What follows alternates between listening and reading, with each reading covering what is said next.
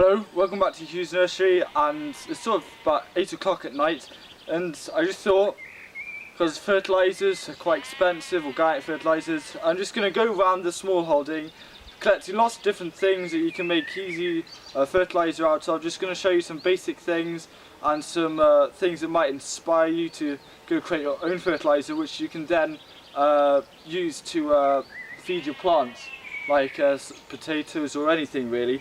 And the great thing about this is that we're taking advantages of free resources. So one of the main things are like bolted vegetables and brassicas. Now these are great. They might not have loads of nutrients or anything, but if you add up a whole bunch of things, they're all gonna help in a different way. And I'm going to be filling this bucket up with lots of different things, including like nettles and comfrey and everything. And when you are placing it in the bucket, just remember to cut it up a bit. Like that. And we're just going to try and fill this up to the top, and then after we're going to fill it with some nice water. Rainwater preferably is the best option really. So just go along, cut up the stalks as well, and all these natural juices are all going to start rotting down a bit and fermenting and giving off really good nutrients to help feed our plants in the fertiliser. So now let's move on and get some other things. Willow trees are another great option. Now I've done these in other videos where you can make your own organic rooting hormone, and they have some sort of natural hormone in there which helps young cuttings to take root and grow. But then if we add a bit of this is obviously going to try and help the roots of the other vegetables to grow. Now when we do collect them, the more woody bits, if you do want to use them, I'll say use more of the leaves, but the woody bits cut into 1-inch pieces, so it's easier for them to break down. So willow is another good option.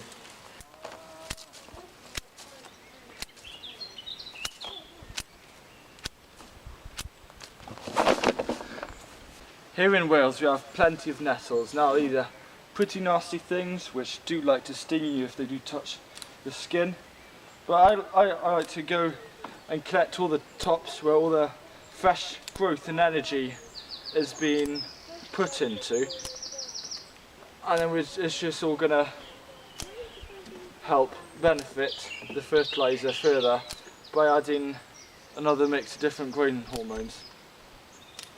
And it's a bit like doing sort of a way of composting, because you're breaking down the matter and releasing all the nutrients and minerals you need to help the plants grow. So I'm just going to carry on getting a few more of these.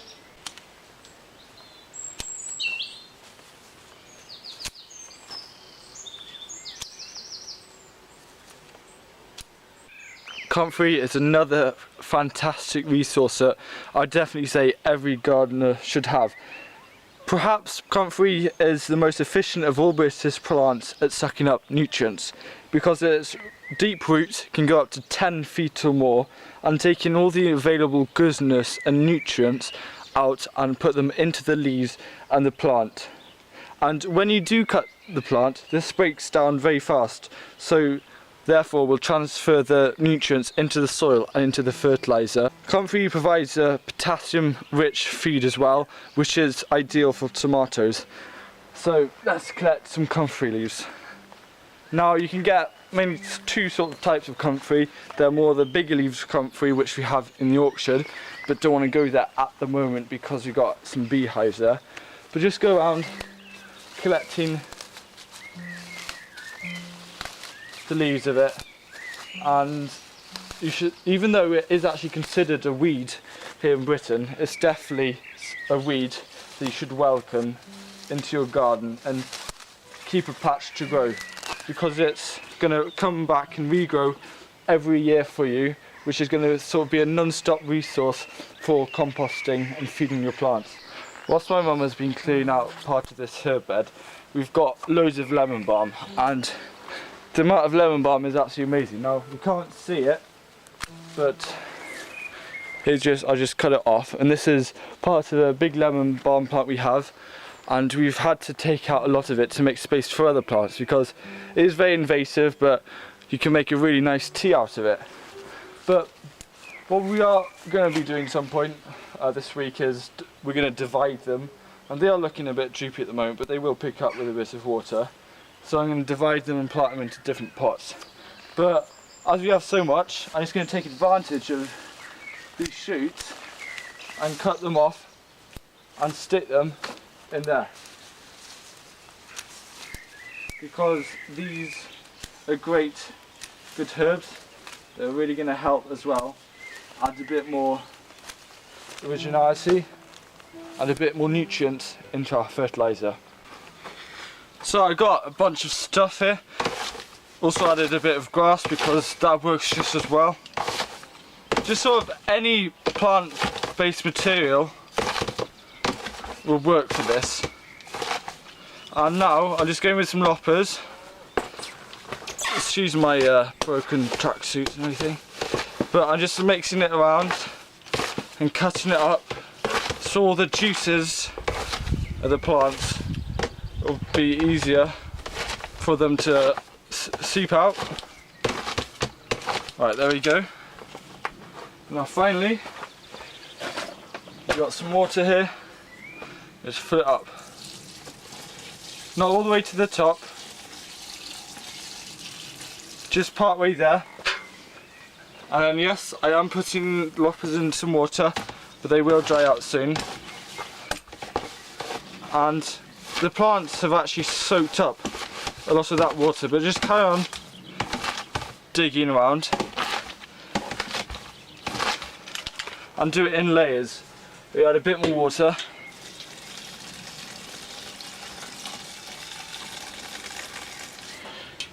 And then dig around a bit more, and then carry on just doing that. So here we go. Now I hope you can see that, but it is actually already turning colour, but it isn't ready yet. We just now want to leave it for about a week, just sitting there, and every day just want to go in and turn it around with a stick or anything, and also stick a cover at the top to stop any odours because it will smell a bit.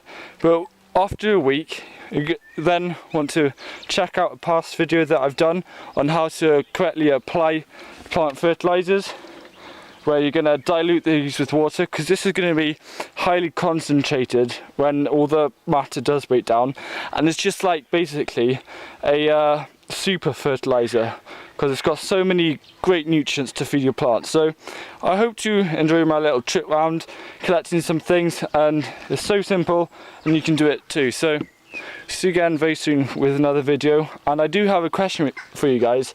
If any of you have done this, have you actually added animal manure to the mix as well? Because I want to see if that works, or what your results are, and maybe try it out myself. So yeah, thanks again and see you again soon. Goodbye.